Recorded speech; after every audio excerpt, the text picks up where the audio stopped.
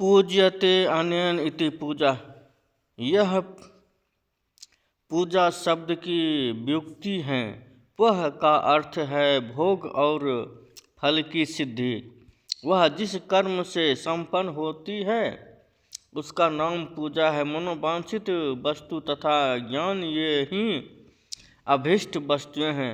सकाम भाव वाले को अभीष्ट भोग अपेक्षित होता है और निष्काम भाव वाले को अर्थ परमार्थिक ज्ञान, ये दोनों ही पूजा शब्द के अर्थ हैं। इनकी योजना करने से ही पूजा शब्द की सार्थकता है। इस प्रकार लोक और वेद में पूजा शब्द का अर्थ विख्यात है। नित्य और नैमित्य कर्म कालांतर में फल देते हैं, किंतु काम्य कर्म का यदि भली भांति अनुष्ठान हुआ तो वह तत्काल फलदायक होता है।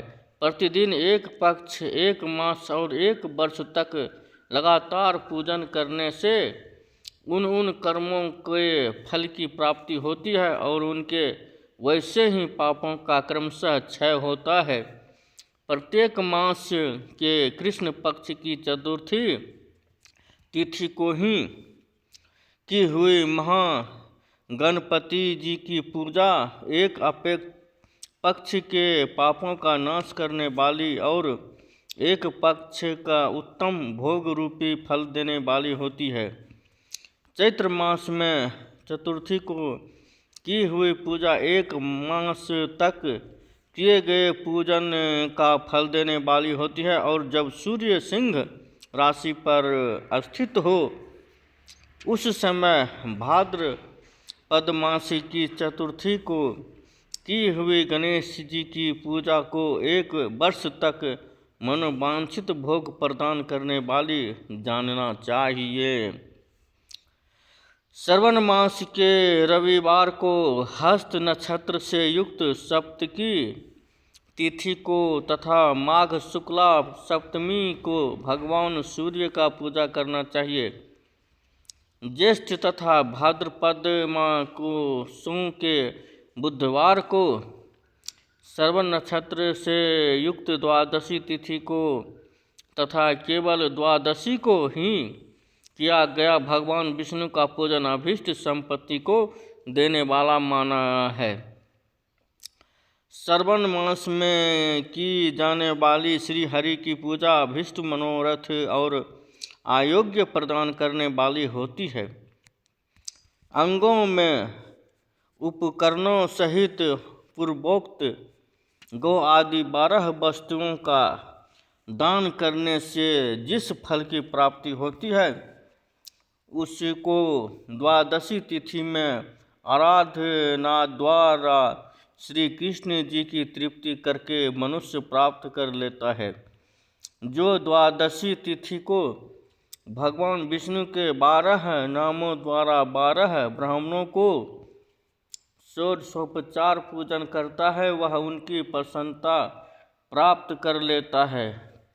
इसी प्रकार संपूर्ण देवताओं के विभिन्न 12 नामों द्वारा 12 ब्राह्मणों का किया हुआ पूजन उन देवताओं को प्रसन्न करने वाला होता है।